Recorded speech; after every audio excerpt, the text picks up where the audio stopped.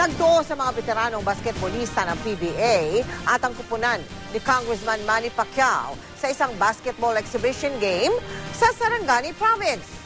Sino kaya ang nanalo? Yan ang tinutukan ni Trisha Zafra.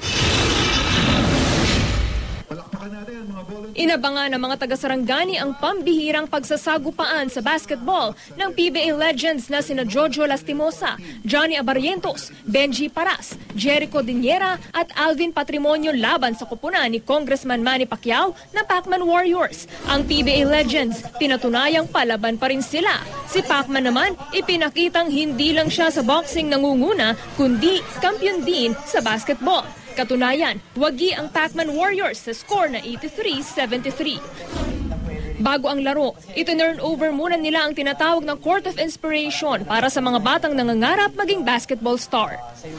Sa wakas, natupad na po ang ating pangarap, pinapangarap na magkaroon po ng Court of Inspiration.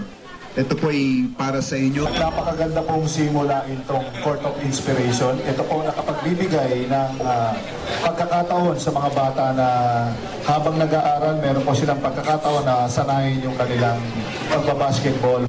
Trisha Zafra, nakatutok, 24 oras. Si Mel